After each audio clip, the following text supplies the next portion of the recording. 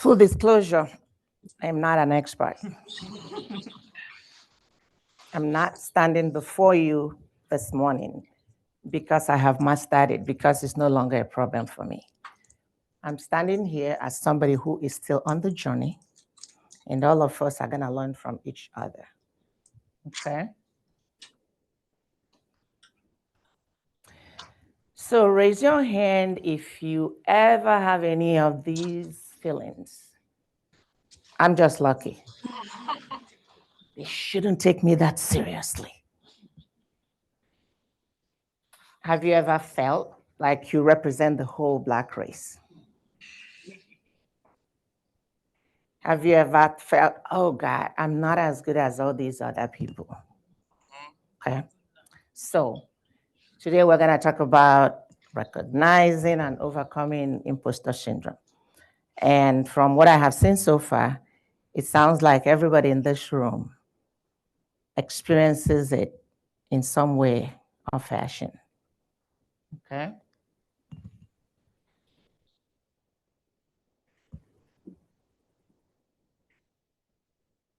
Sound familiar?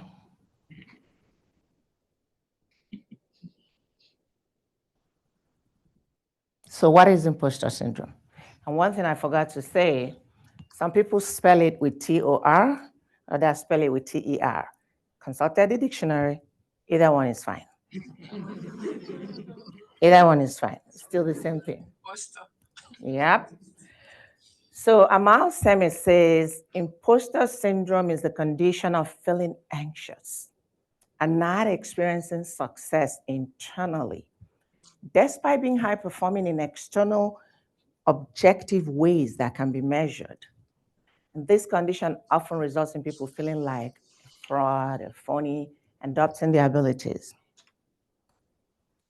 Anybody has those feelings? Oh, yeah. A little or a lot? Okay. And Jolie Doggett, I love Jolie. At the end of the presentation, I put in my sources and then some resources. Make sure you read Jolie's article. She's a Black lady. She writes for Huffington Post. And she says, put it simply, imposter syndrome is the voice in your head that tells you you're not good enough, that you are fake, on the verge of being found out. And we internalize it. We're hearing it around us from the society, the workplace, sometimes even at church, when you go to shop. And we internalize all of this. And we begin to believe that we're not good enough. So in my Igbo, I'm Nigerian, my tribe is Igbo. In my language, as a way it's said, loosely translates like, so growing up, your parents will caution you if you're not living up to expectations. And then they'll caution you not to be like the name your detractors call you. So what happens to us is, because of a lot of things that happen in the society, in the workplace, everywhere you go, over time you begin to believe that you really don't belong. You become your own aggressor because you've internalized a lot of negative feelings.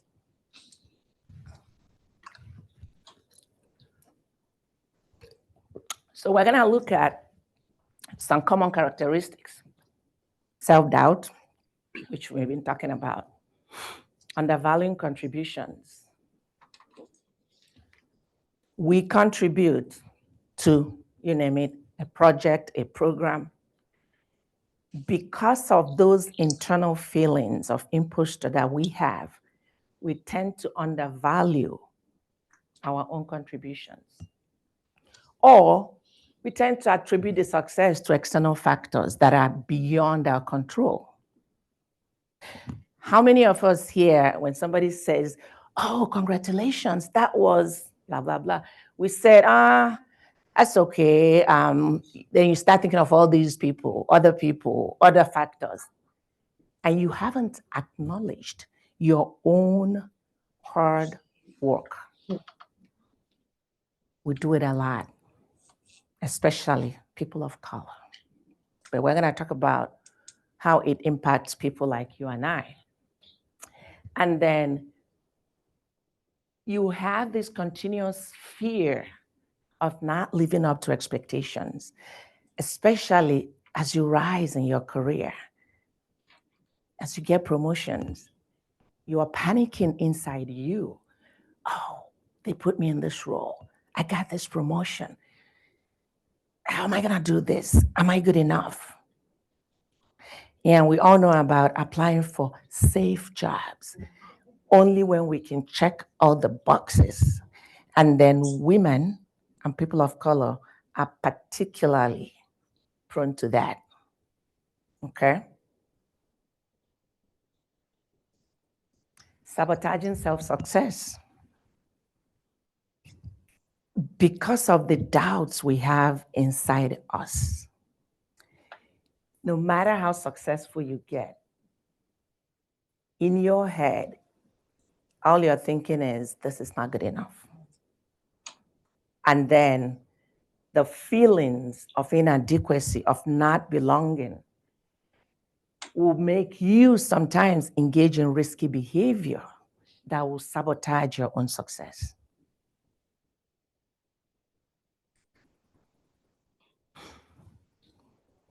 Am I alone?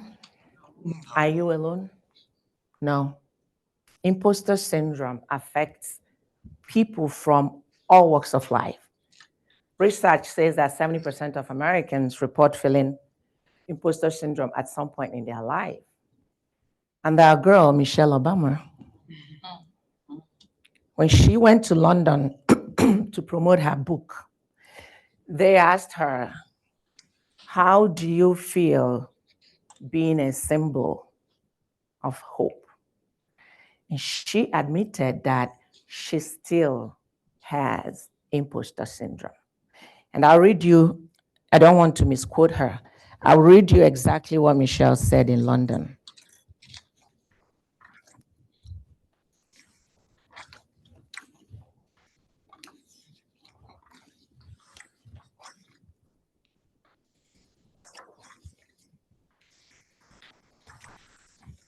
Okay, here's what she said. So when she was asked that question, she said, it doesn't go away. That feeling that you shouldn't take me that seriously.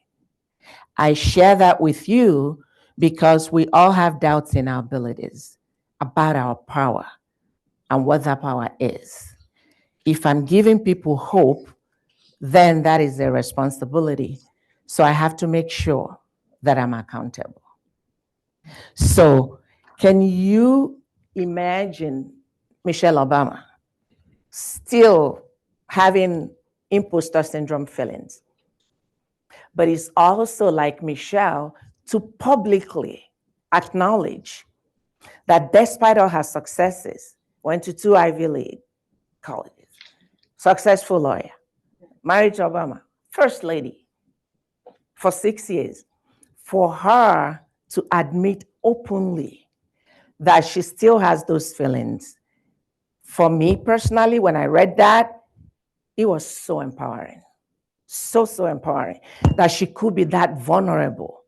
Just all of us will know that we're not alone, that other people, even people you think are the most successful, that all of them still have these feelings.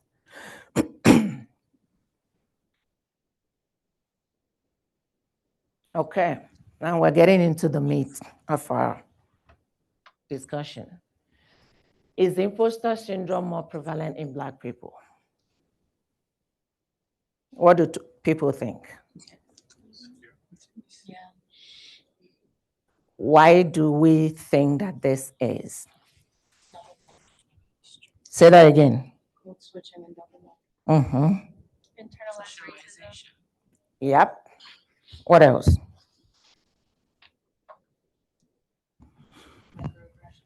Yep. And we're going to talk about all of that. Weren't seen as full humans for quite a while. Yes, and it's still going on. It's not a thing of the past. And institutionalized racism. Okay? Every day, the world tells us, both directly and indirectly, that we're not good enough, that we don't belong. And then, as a response to all the microaggressions, the messages that we get, we become our own aggressors. Remember, we talked about self-sabotaging our own success. So when we hear all these voices, we fill ourselves with negative messages. And then it becomes very easy to believe the society, to believe what our brain is telling us. You don't belong. You're not enough. So let's talk about some of the things that cause imposter syndrome in the workplace. And now we're talking about us Blacks. So I've left the general population. I'm talking about Black people now. Lack of representation in senior leadership roles.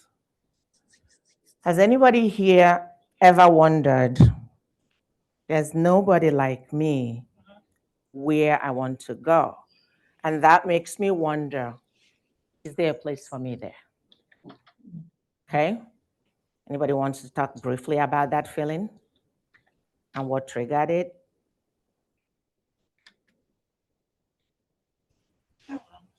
Thank you, April.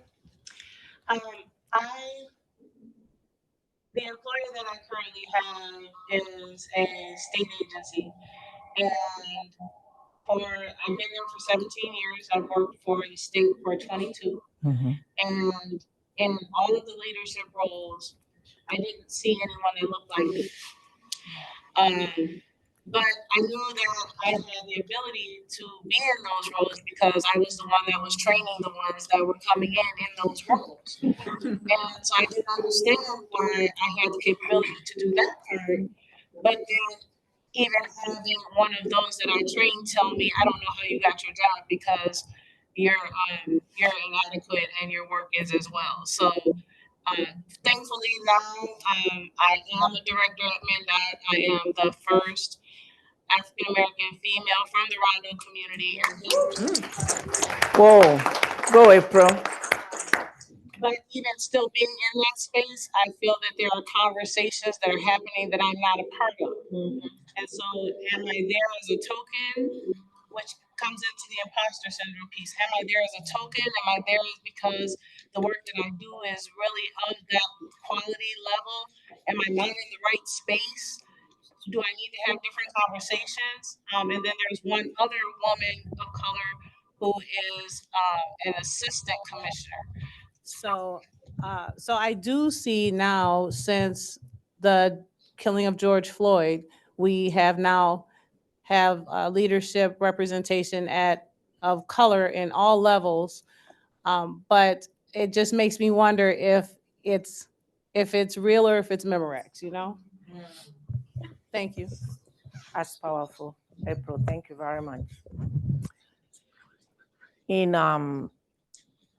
I made partner at my old law firm in 2007.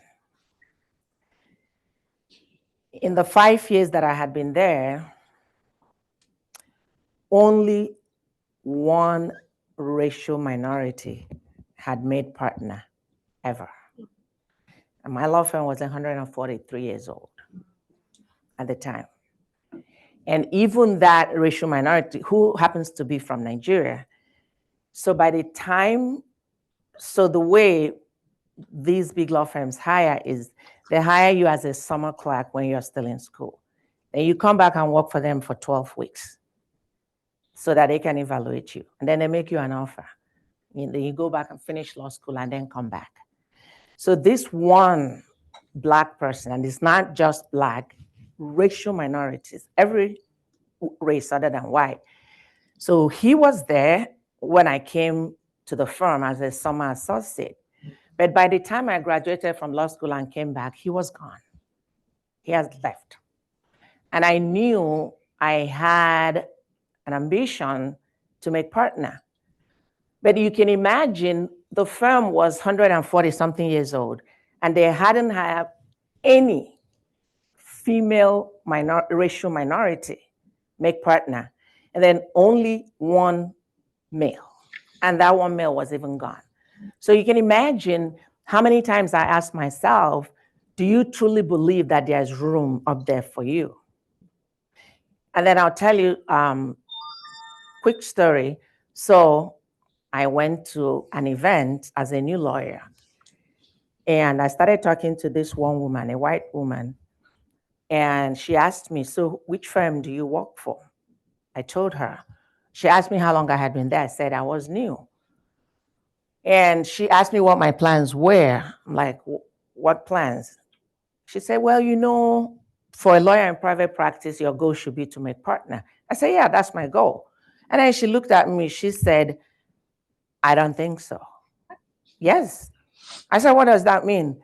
Well, you know, if you look around, there's really, in the big law firms, they really don't have many racial minorities make partner. I said, okay, this is my name. Check your news in 5 years. Because I was angry. She was so in my face. And at my old law firm, the earliest you can make partner is 5 years. And then, so I told her, I said, remember my name, in 5 years, check me out. And by God's grace, in 5 years, I made partner. Okay. So the lack of representation, a 2020 study says that only 3.2% of senior leadership roles at large US companies are staffed by Black professionals. 3.2. So why would anybody wonder why we have imposter syndrome? Why we wonder, are we gonna make it up there? And then another reason, prejudicial attitudes. Most of us have been directly confronted by racism at work. In small ways and in big ways. Okay? Performance expectations. How many of us feel like I have to work 10 times harder than my white colleagues to be successful? Show of hands. And it is not just a feeling, because there are things that happen that solidifies that feeling. Lack of support. Everybody knows about sponsorship, mentorship. And we also know that people like us often don't have access to senior leaders who will mentor or sponsor us. I was lucky. In my law firm, I was very lucky. I'm standing here saying I made partner in 5 years. It wasn't because I am the smartest person or that I'm smarter than all the other Black people who tried and left. I did have help. I did have a sponsor, a white male. By the time I was up for partnership, he had left the firm. But guess what he did? He put together a whole book, because I had worked with him over the years. He was saving everything.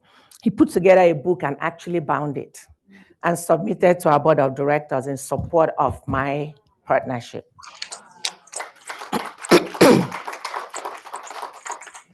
White male. And what does that tell us? We need allies. Yes. We need allies. Because there are not many people like us who are in the room when those decisions are made. So we need allies in the people who are in the room. most of the time they are older, white, male. So don't shy away. Don't look for only the people like you, because there are not enough people like us to advocate for us. I was very lucky. I worked hard, for sure, but not everybody who works hard makes it, right? You have to have people in the room speaking for you. Workplace environment, culture. In most businesses, companies, the culture is built around the dominant white people. So people like us find it difficult to fit in. But we can make a change. And that's why employee resource groups are very, very powerful. Because typically work cultures are not built around our cultures. So we feel like social outsiders. That feeling of not belonging triggers imposter syndrome.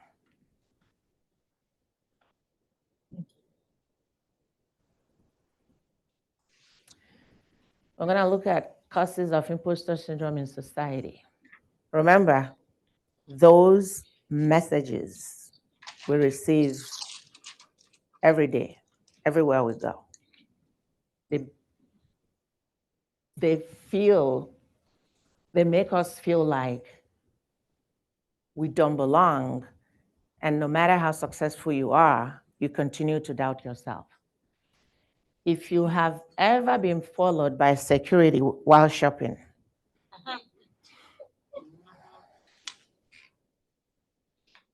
I'll tell you a story. And then I'm going to look for maybe two people to tell their own stories. In 1997, I was a student at Harvard Law School, and I was pregnant with my first child. This big guy is sitting here. I was pregnant, and then my cousin lived in Boston, and a common friend of ours came to visit from Connecticut. So we went shopping. We went to Lord and Taylor.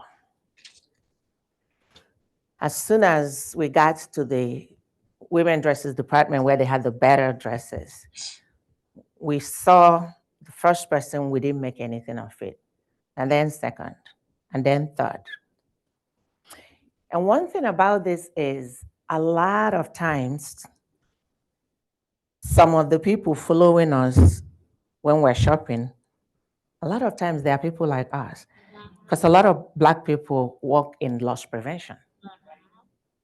But they have been trained by the dominant culture, and they tell them what to do. So 3, 4 people were following us, asking us, do you want to go to the fitting room? Do you want to do this? Do you want to do that? And we kept saying no. Because at that point, we already knew what was going on, and we wanted to have some fun.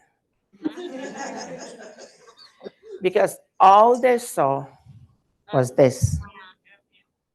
What they didn't know, my cousin in Boston is a cardiologist. She could afford those clothes. Our friend who came to see us from Connecticut is a radiologist. And her husband is a neurosurgeon. I was the only poor person there.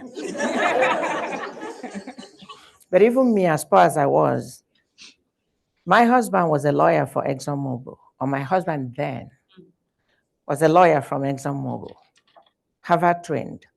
But all they saw was this. They didn't believe that we could afford those clothes. We were there to steal. How can you not be impacted by that? Okay, I want 2 people to tell me their own stories. Yes, ma'am. I'm coming with the mic so they can Okay. hear you online. Jennifer. Yes.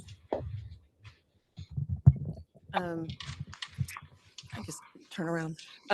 So my name's Jennifer Doherty, and this actually was something that happened to me when I was with a friend in Portland, Oregon, actually in Beaverton.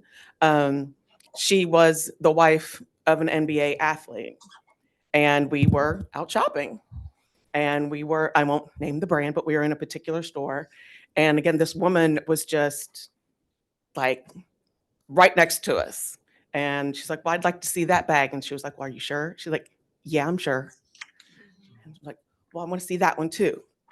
And I was just like, well, I can't bring like both of them. And by then, obviously, we had caught on to what was going on. And because, again, I won't name names, but she hella cool and she from the South, she was like, okay, fine. So she purposely went to another store, bought a bag that she was like, I have no business buying this bag. I'm going to get in trouble for buying this bag. But when I tell the story, my husband going to be okay with this bag. And she did like a pretty woman kind of like situation. So she got her bag. She went back to the other store and she was like, I can afford this bag. Bye. And so it was kind of fun. Thanks, Jennifer. Who else?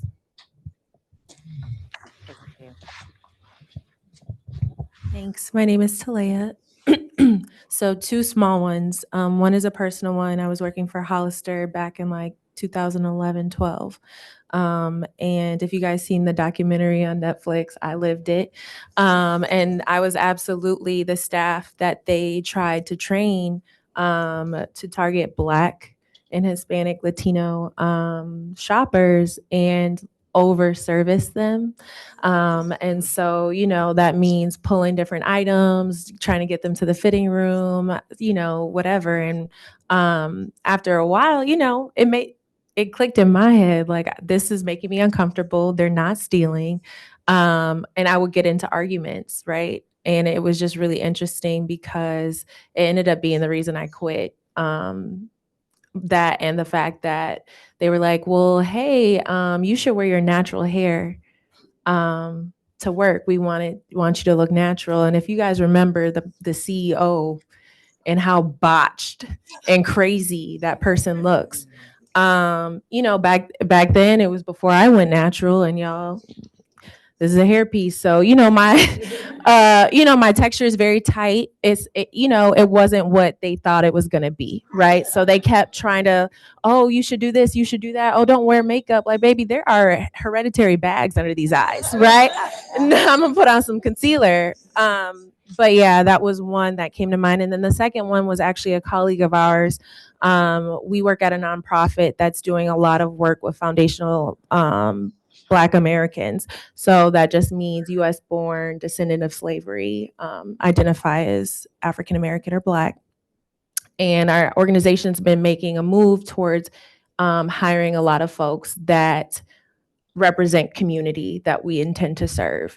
And there was a person that was hired in a higher role, a director role, that her first week, she was in a meeting with her counterparts, her peers, and they had like some activity on the notepads. And they basically said, like, we basically feel like you're a diversity hire, and put it on the wall. And she saw it. And, when she called it out, of course, nobody wanted to own it. So when you talk about microaggressions, right? And then, her fight or flight, she's brand new to this organization. She thought that the work was moving forward specific to what it aligned with her. And she was still facing that. And it enraged the entire ERG, to be completely honest. But it's one of those things of those microaggressions. Imagine your first week, you being confronted with something like that, and then feeling like you have to stand 10 toes, even if you don't believe it, to say, I'm very qualified to be at this table. Thank you so much. Thank you. Yes. Being addressed as a criminal defendant in the courtroom, that was also me. So when I was in private practice, I was both a litigator and an advisor. So I had a court case. And I came into court early. again, I'm not just a Black person, I'm from Africa. And I'm sure everybody here knows what is called African time or colored people's time. So I always made effort to be on time, in fact, to be early, so that, remember what I told you about my Igbo culture, so that I won't be like the name that I'm called.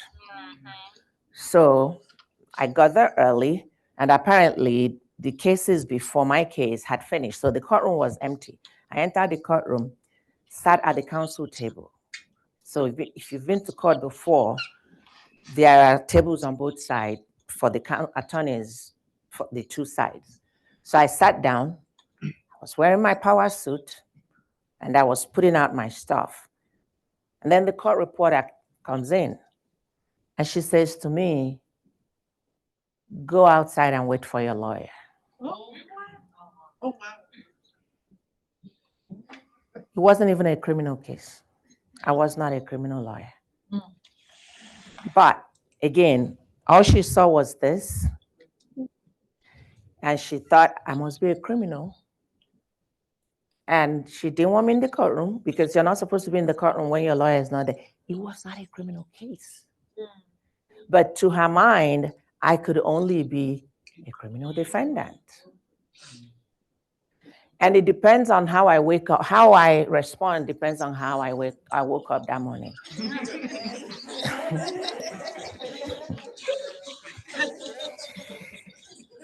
So I looked at her up and down, and decided that I woke up on the right side that day.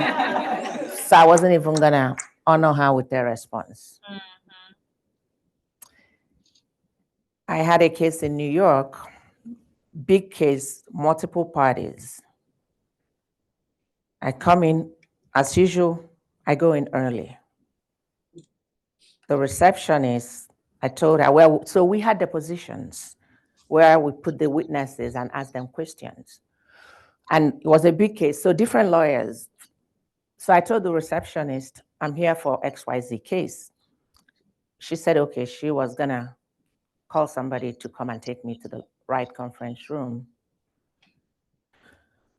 So the person takes me to the conference room. I was the first to get there. So I sat down, I was arranging my stuff. And then another lawyer came in. Apparently he didn't do his research. I did my research. I read up on all the lawyers on the different sides. And so this lawyer was opposing, he was on the other side. So he came in and looked at me. I said, hi. And he said, oh, you must be the court reporter. I didn't have any equipment that court reporters use. I had my lawyer folders, the big red rope folders. But again, all he saw was this. And that day, I woke up on my sassy side. So I looked at him and said, court reporter, I said, anyway, when I start kicking your ass, you know who I am.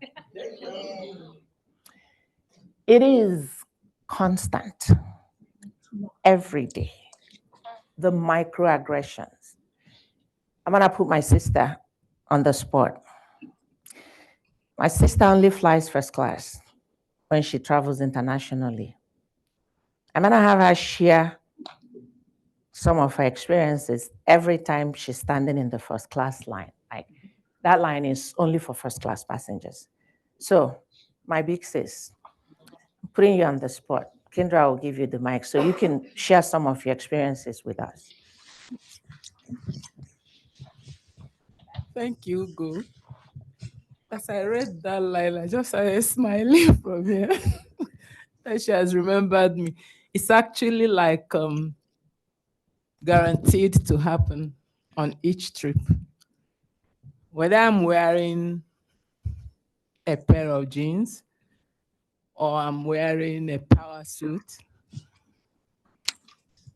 somebody will walk up to me and say,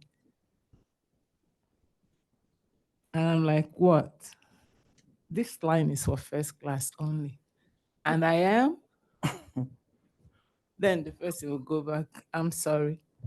So, and each time I come back from that trip, I'll share the experience with her. I think the worst one was when these men were infants. We had flown from Nigeria to UK and we are going to Washington, D.C. The same airline that brought us out suddenly decided that because my two girls were in economy, that I needed another person to carry them, that the two girls were too young to carry the boys. And it didn't make sense. I was just looking at them, like, what are you talking about? They called everybody in their hierarchy and they all were like, you have to find another person. So just as the flight was about closing, I opened my passport and I said, take a look. I'm a lawyer. If you understand what you're doing, you will retract your steps right now. You carried us from Nigeria to this point in London Heathrow. What changed? That suddenly I have to, in fact, they were telling my big sister that came to see us there that she should enter the aircraft and accompany us to Washington, D.C. It didn't make any sense. So after I showed them my passport and my profession, they had a quick meeting. I think that was the funniest thing I had ever seen in my life. Then I said, you know what? We're going to put one of our staff. So I said, oh, we are dignitaries. That's perfectly okay. So they put somebody in the aircraft to sit beside me and carry one son while I carry the other one. Of course, he never allowed that guy touch him. So that guy just flew to Washington, D.C. with us, came down from the aircraft and saw us through immigration. He was my nanny, and then went back. I was just wondering whether they could have tried that with a white person. Impossible. But we go through it all the time, and like she said, depending on where I woke up from. Yeah, some of them never heard the last of the story because I'll never feel to make a complaint officially. Thank you. Thank you.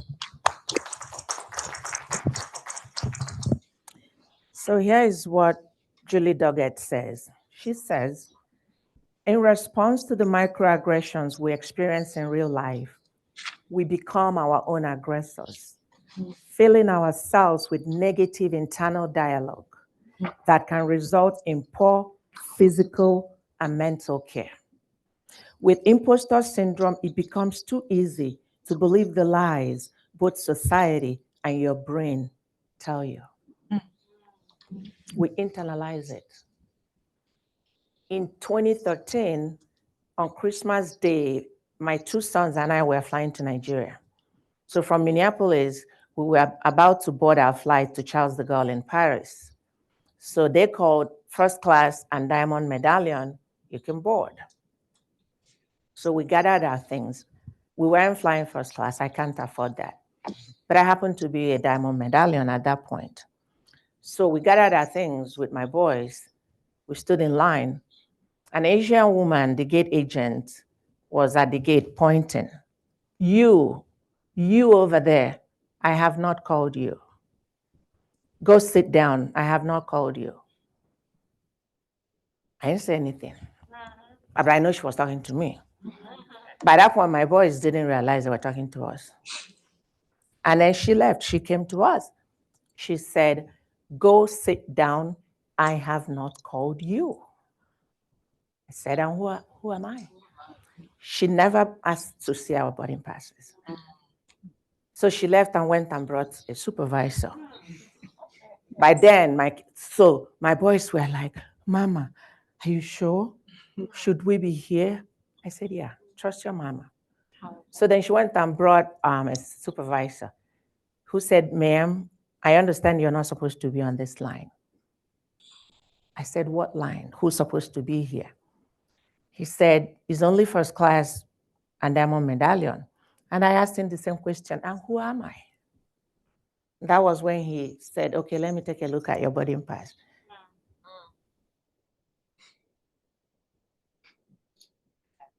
you internalize it. My kids were young. They were traumatized by that. Several years later, when they were filling out applications to go to a boarding school in the East Coast, my younger son, his essay was about, he said, the first time I experienced racism. When I read that essay, I cried. Why am I telling you this story? We internalize all the microaggressions that start as soon as we are giving birth, and you experience it in your childhood, adolescence, adulthood. Of course, when you get to the workplace, you're already doubting yourself.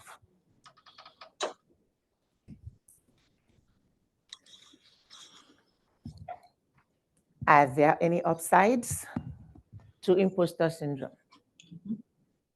A little self-doubt, maintaining a growth mindset. Those of you who work at General Mills here is a big thing for us.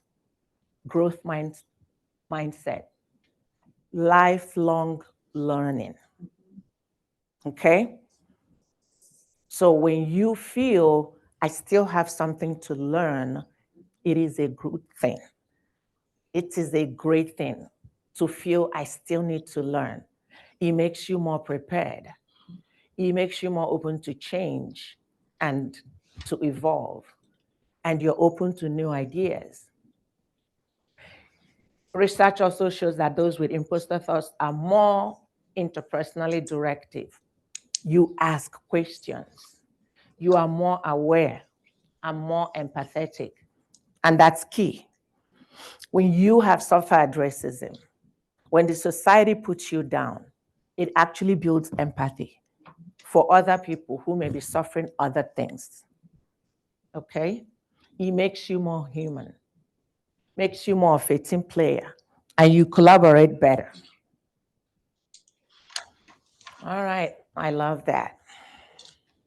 When you doubt your power, you give power to your doubt. Okay? So remember, believe in yourself. Don't doubt your own power. So then, how do we overcome imposter syndrome? When somebody compliments your success, don't try to downplay it. Instead, honor the person giving you that compliment. Let them know that it means a lot. And then when you give compliments, make sure you are explicit. So rather than, oh, that was a great presentation, tell that person, I liked XYZ. That takes you from being a sycophant to I'm paying real compliment. Be very specific what you liked about what you're complimenting. Establish a compliment touchdowns. When you begin to doubt yourself, remind yourself of the things you have achieved in the past, things you're proud of. Think about the skills that allowed you to accomplish whatever that is. Reframe gaps to grow your value. Because of who we are, our backgrounds, the daily messages we receive in society, because of all of that, we tend to see every little mistake as a career derailer. It doesn't have to be. It does not have to be. It does not have to be. Challenge that gap. Ask yourself, is it really a gap, or is it that I didn't meet all the boxes? And when you reflect on it, you will now understand whether this is truly a gap that I need to work on, or is it just in your head because of the environment and all whatnot. Cut out the false modesty. Own it. Claim your expertise.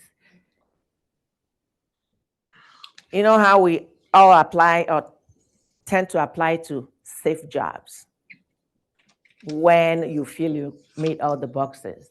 No. You can apply to jobs that you don't check all the boxes because you're going to grow into it. Put yourself out there. Volunteer. Like, I'll do it. I'll try it. And then break the boxes, break the mold, get out of the mold. You don't have to be in the box.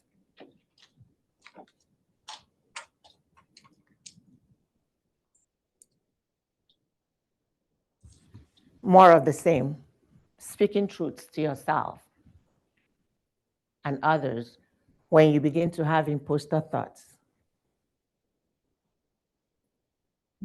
I'd like a few people to share with us some of the self-affirmations that they tell themselves when they begin to doubt.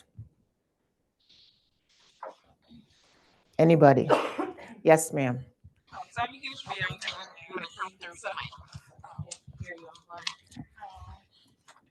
Good afternoon, everyone. So I'm a huge Beyonce fan, and so every time I start to doubt myself at work, I actually put Beyonce on my desktop saver.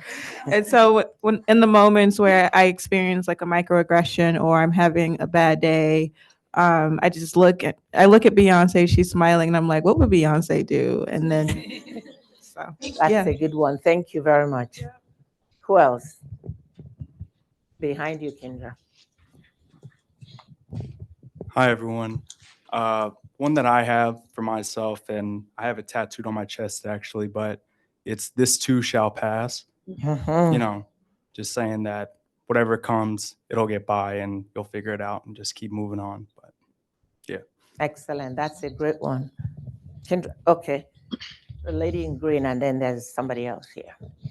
Hi, everyone. My name is India. I guess one of the things for me is always reminding myself that I'm supposed to be here. Yes. I wouldn't have the opportunity if I wasn't supposed to be there. So just reminding myself that I am where I'm supposed to be.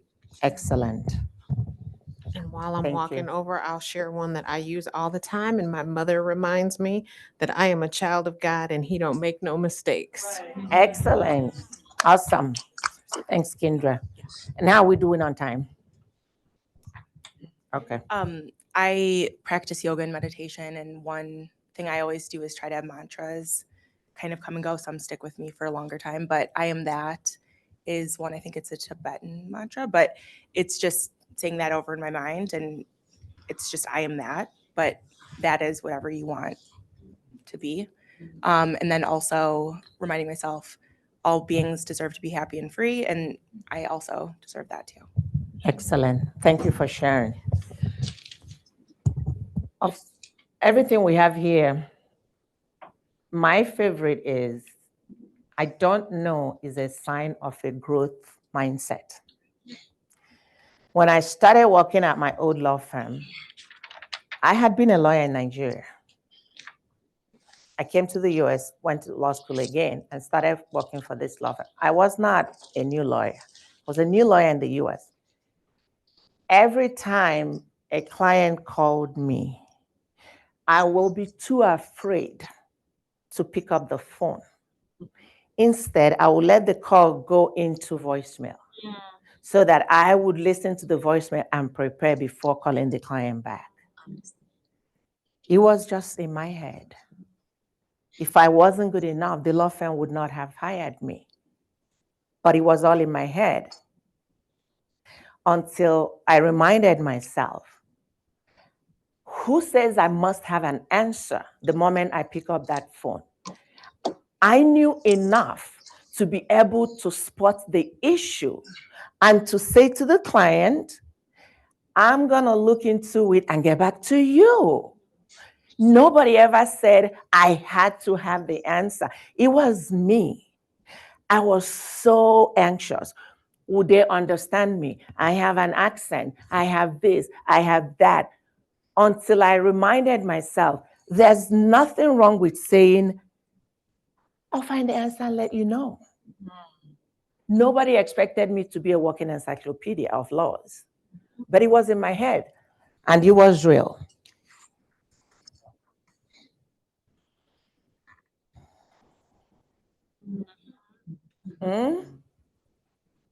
Right? We are born to stand out. We already have the power. If you don't, you will not be at your job. We just have to learn to harness the power that is already inside us so that we can unleash all the good things. I don't care what the society tells you. I don't care what your brain tells you. I want you to know and to tell yourself when those thoughts creep up, I am gifted. I am so capable. I am talented. I am successful. I am strong. I'm accomplished. But most of all, I belong. Self-affirmation. I belong. Don't worry about what anybody else tells you. Questions?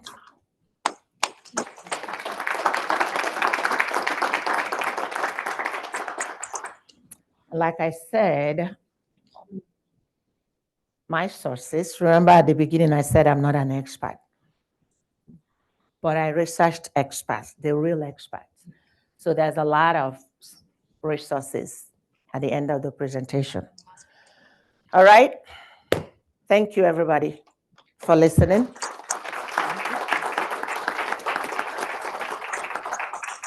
Let's go ahead and continue.